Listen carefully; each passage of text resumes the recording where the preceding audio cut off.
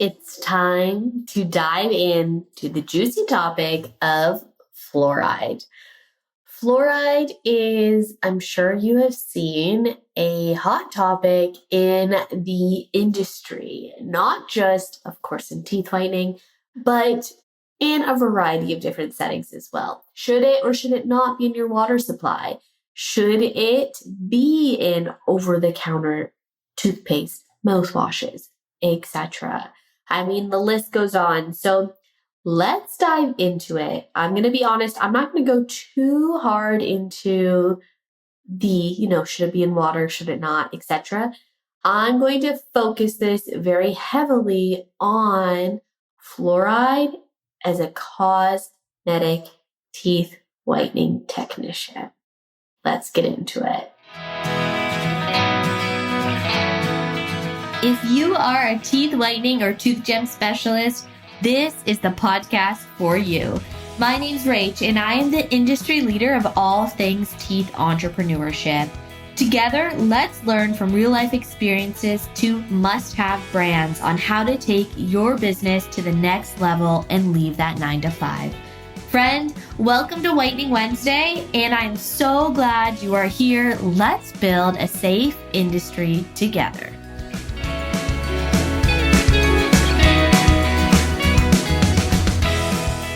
Friend, before we dive into this week's episode, take a moment to thank our sponsor for reminding us to keep ourselves and our patients safe when providing chairside services. Today, our sponsor is Macrylium, which is the leading disinfectant company and provides the safest products for not only, again, you and your patient, but also for your upholstery. This is huge. No more yellowing of your beautiful chairs, no more cracking. This is the way to go. Reach out to Fern Whitening Supplies today to chat about how to purchase the amazing Macrylium line, and we can ship throughout Canada for Macrylium. Let's get on with the show.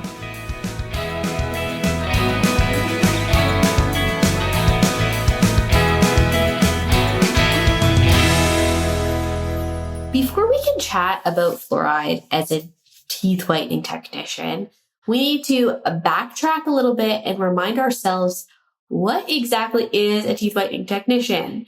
So just in case you're new here, let's just dive into it a little bit, okay? Remember, if you're providing teeth whitening outside of the dental office, regardless if you are a dental assistant or you are a dental hygienist, you are stepping into the realm of cosmetics. Think tattoo artist, microblade artist, nail technician, aesthetics, all the things cosmetics. That is an unregulated industry where cosmetic services are provided. This is where teeth whitening and tooth gems fall. So if you are a dental professional or not a dental professional, you are providing cosmetic teeth whitening in this realm. This is really important to understand. So how do you know what you can and cannot use? Remember, it's going to depend on where you are, on if there's any legalities or policies on if you can do a self-application method or if you can do a provider method. So that's going to be step one in figuring out if you can actually apply the products to your patient or if the patient has to do it themselves. So that's going to determine your gel percentage.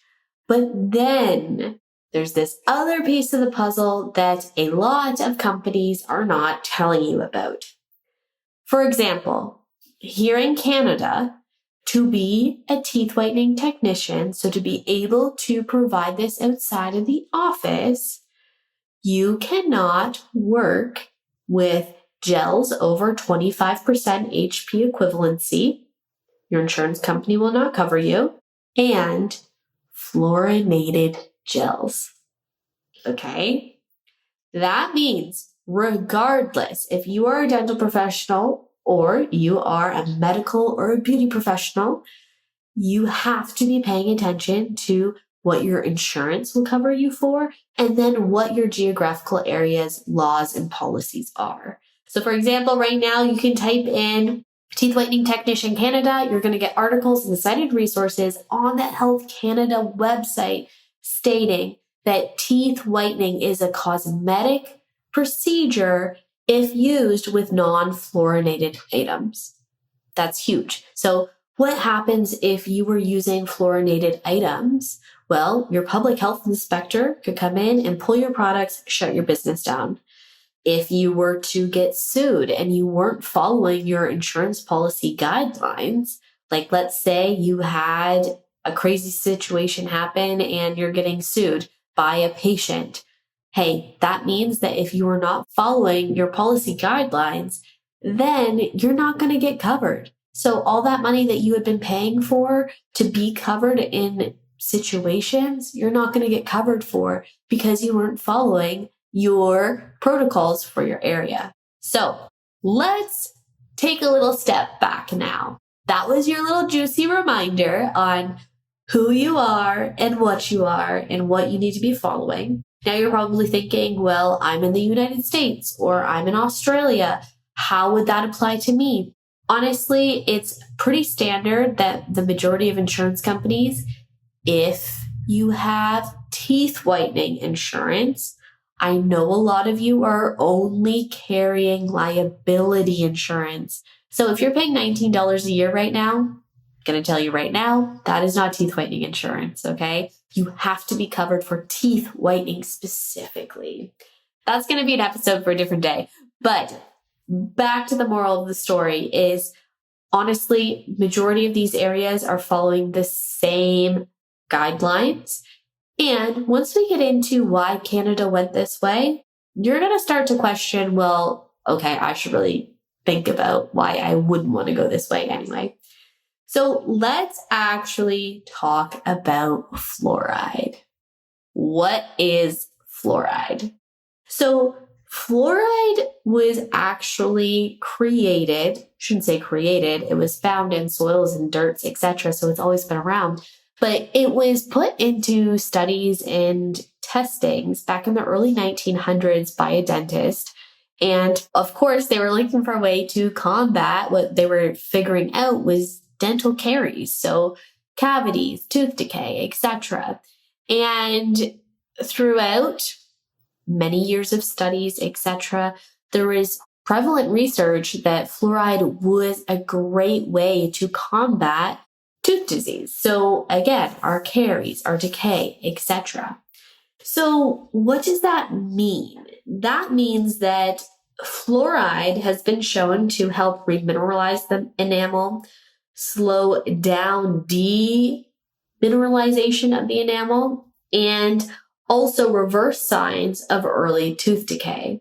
So fluoride is also very, very popular when let's say a dental provider believes that tooth decay is starting and it's in the early stages. If it's combated a certain way with fluoride, like varnishes, etc., a regimen that your dentist would put you on, then there's a chance of stopping it in that form, and it would be an incipient caries, so it wouldn't go any farther. And this is very, very popular with younger kiddos, teens, adolescents, etc. So fluoride is a very, very popular product in the dental industry. Now, something that I learned as I was researching for this episode was that fluoride is actually in cleaning agents and pesticides as well, which is very interesting. I mean, I guess since it is a mineral that has been found in soil and dirt, etc., of course, it's going to have more than one use. But that's a little side tangent. And depending on where you are on the fluoride battle, let's break this down in case maybe you're not aware. Fluoride is under a bit of a debate right now on if it is actually a safe property to be applying and if there are long-term effects, etc. Again, as I mentioned at the beginning of this episode, I'm not going to go into either side there. We are just going to focus on the concern of using it as a cosmetic teeth whitening technician. So either way you stand on the battle on fluoride, just keep in mind that as of right now, it is still very, very prominent in 2024 in dental offices in North America. So it's still a very, very push products in foams, rinses, varnishes, and recommended take-home products like mouthwashes, toothpaste, supplements, etc. So that being said, why would fluoride be even put into whitening gels and post-white gels? Like, why is fluoride even a topic when it comes to the teeth whitening technician? So, as we chatted about, fluoride's main purpose of it being even introduced into the dental industry is about remineralizing the tooth structure. What do we know about chairside whitening? The number one thing we are doing is we are dehydrating. So we're removing those minerals from the tooth structure very quickly, especially depending on if you are maybe over dehydrating. So you're doing too long of contact times, you're working with too high of percentages. You can really remove more minerals than, say, a different technician. So there definitely is a real concern on how to keep the tooth structure safe in the dehydration process. So guess what? That's where a lot of companies decided that fluoride would be a great agent to put into whitening gels and post-whitening gels. I'm sure you're probably thinking like a light bulb's going off right now and you're like, holy smokes, that blue remineralization gel that I have seen through every company I've looked at is probably full of fluoride. And yes, friend, you are right. 99.9% of those companies have their Remy gels packed full of fluoride. And let's talk about, just like the gels, like the bleaching gels, the teeth whitening gels, why this would be done. So what happens when we get dehydration, especially at extreme levels, is typically we also have sensitivity. And where does our sensitivity come from? Remember, enamel does not have sensitivity endings, which means anytime your patient is actually feeling any sensitivity, we've gone into the dentin, okay? Worst case scenario, we've even done pulpal inflammation. But I mean, typically we're staying in that dentin realm. So dentin hypersensitivity is the main reason and the only reason why you are getting sensitivity. And again, it's activated by the loss of mineralization in the tooth. So dentin hypersensitivity is the reason that fluoride has been added to a lot of teeth whitening gels and post-remineralization agents. So that is why it's really, really important as a teeth whitening technician in the cosmetic realm to know what is in your products. I bet the majority of you right now are thinking about your products and you're thinking, wow, I honestly don't even know if fluoride is in my gels because I don't have ingredients. I don't have MSDS sheets. I don't have an expiry date or a lot number. So, friend, first off, message your supplier right now and request this information immediately. Let's think about also what we chatted about at the middle of this episode was I had mentioned I'm not going to get into the battle on fluoride, but let's just point something out right now. It's going to be spicy. If you are deeming that you are an organic, a plant-based, or an all-natural whitening gel, and you have fluoride in your product, you are literally putting something potentially in your client's intraoral cavity that, especially if they were really keen to come to you because you presented yourself as such a clean brand, hey, guess what? You are doing them a huge disservice because don't want to put labels on people, but usually the people that are looking for the cleanest ingredients are on the fence of no fluoride in products. So don't be lying to your patients. Figure out what you're using and star this right here. Whatever you're using that is saying that's organic and plant-based and all natural is complete bullshit. We'll have an episode on this. You physically cannot have these realms as a teeth whitening product. Okay? Peroxide does not meet any of those requirements, regardless of what it's filled with. So think about that. Now let's think about what we just talked about. I'm giving you lots of thinking right now, but if you are working with fluorinated products right now, diving into why you might want to reconsider this. First things first, at the top of the episode, we chatted about how, hey, guess what? Your insurance isn't covering that. I've yet to come across one cosmetic teeth whitening insurance company that will cover fluorinated products. An example with an actual country. So Canada will not cover fluorinated products regardless of your background unless you're using it in a dental setting. So if you are a cosmetic teeth whitening technician, you cannot be using fluoride in your products. That's one main thing you need to take away from here. Now, this part right here, this is more of a story or an experience. I don't have any cited research papers in front of me right now on this. I mean, I'm sure they're out there, but this is just food for thought. So a lot of you are working with, as I mentioned, a Remy gel, a remineralization gel, and there are a few companies out there that are telling you to put on your fluorinated remineralization gel prior to your bleaching gels. And then there are companies out there that are telling you to not have patients brush before an appointment. Interesting. Okay, so why are these being said? First things first, that Remy gel prior to your bleaching session. Let's just think about the tooth anatomy here and the bleaching process, which we all know and love.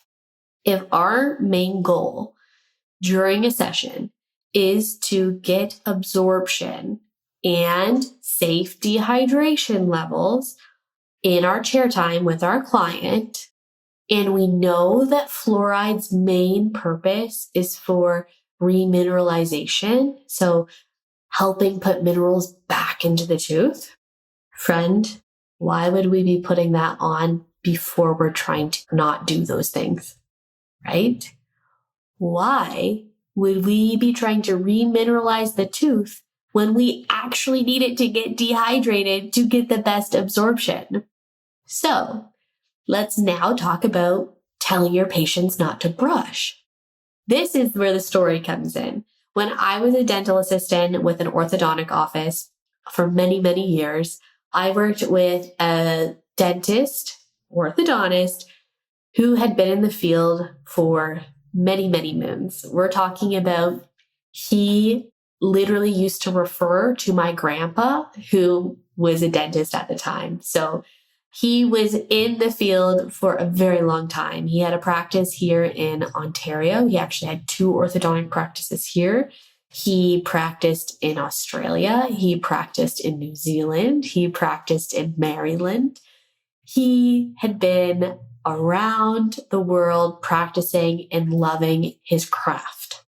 So when it came to bonding day, when it came time for us to bond brackets, we would either do like a full set day of putting on braces, or we would do set times during the day. So typically we were always doing it anywhere from 2 to 6 new braces placements a day. And we had to emphasize again and again, not to brush your teeth 2 hours before you came to your appointment for your bonding session. And I remember when I first started, I was new to the industry, well, to the ortho industry. And I was like, well, don't we want them to brush their teeth? Because like, isn't that kind of gross? And what we would do is we would have them exfoliate and rinse with a non-fluorinated paste and a non-fluorinated mouthwash. Our goal here was we just didn't want the patient to brush with their at-home products that most likely had fluoride in it. Why? That comes back again to our absorption process thought of if we're doing a procedure where we want dehydration, same with applying brackets, we want that etch to really dehydrate, then we want to try our best to ensure that we're not going to be fighting against any agents that would be defeating our purpose, right? So that's a story for you. There definitely are dentists that are in the camp of if you're doing any bonding, you never use fluorinated products prior. And then there's definitely the camp of dentists who say the percentage of the fluoride in that toothpaste is so minuscule that, if anything, they should stop 2 weeks prior opposed to right before. So food for thought there when it comes to the toothpaste prior, but interesting concept from a very seasoned professional. Let's jump back to that remineralization prior though. I think this really does play a huge part, and this doesn't make sense to me. I don't know why products are pushed here. Do not be rehydrating the tooth when you want to be dehydrating the tooth to actually get absorption. So always think about your core fundamental basics when it comes to buying new products, okay? I would not be putting these pre-steps on the tooth structure that are claiming to rehydrate. And that is my biggest takeaway for our little pivot here on different fluorinated products. Let's go back to the actual whitening gel. So we have those potential products before the whitening gel that have fluoride in them. We have the potential products after the whitening gel that has fluoride in them. And then let's go back to the middle of the actual bleaching gels. So this is again to combat dentin hypersensitivity, so your sensitivity levels. If you are providing a safe and effective chairside whitening session with high premium quality gels, and you have a safe, non-heated light, dentin hypersensitivity should not really be too much of a concern for you. Okay? If you're keeping your peroxide levels safe, you're not over contacting time, and you're not providing heat to the tooth structure, those dentin hypersensitivity levels should not be a concern. That means that if you want to stay in your insurance safety realm, follow your country guidelines, you need to ditch the fluoride from your products, and you need to just ensure that you are following the basic absorption process to keep your clients still in that safety, non-sensitivity realm. Now, don't get me wrong, as we know, all clients are different. You can't completely eliminate sensitivity for everybody, but if you're following the basics, the majority of your patients should not have a concern with chairside sensitivity. This was a lot of info.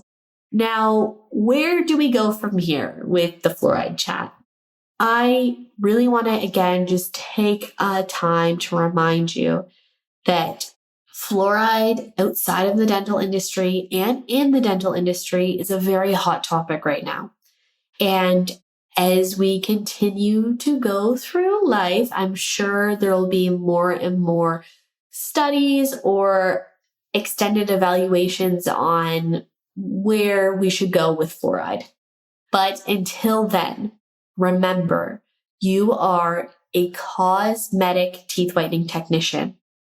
products, chairside products for fluoride to be combating and actually providing the full remineralization that it should be in these professional grade products are going to have a higher amount of fluoride than a take-home product. So if you've been thinking this whole time, well, Rach, that's so silly. It shouldn't matter if I'm only a cosmetic teeth whitening technician because fluoride's in over-the-counter products. Like if they can go buy it at the drugstore, why can't I apply it to their teeth?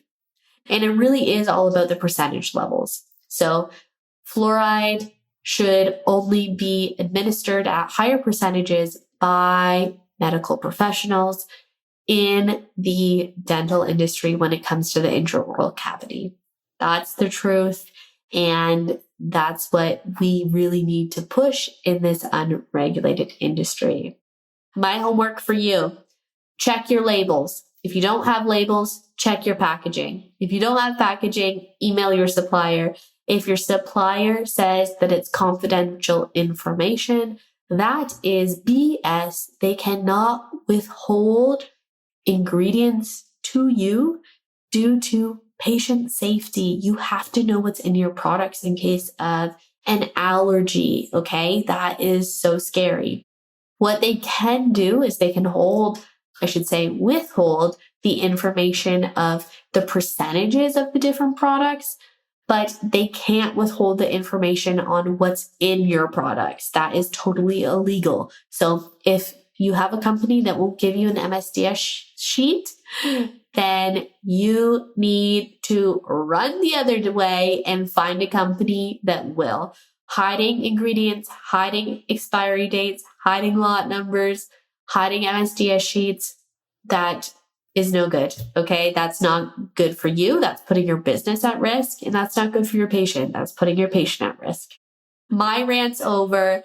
When it comes to fluoride, it should be done by your dental professional in a dental setting with the dentist, and it should also be the patient's choice, okay? If you're claiming that you have pure organic ingredients, I know the majority of those companies have fluoride in their gels. So make sure if you are deciding to stay rebellious and to continue offering fluorinated products as a teeth whitening technician, then make sure you're telling your patients the truth and let them have the option to see you as the provider. Let's get the truth out there. Let's be real with our patients and get this industry growing safe and effectively. This was Mentor Rach on Whitening Wednesday on all things fluoride. I can't wait to hear your feedback on this one. Comment in the Q&A below. Leave us some stars. Let's get this conversation started on socials, and let's find out what you thought of this pod. Thanks so much, friend. We'll see you again next week.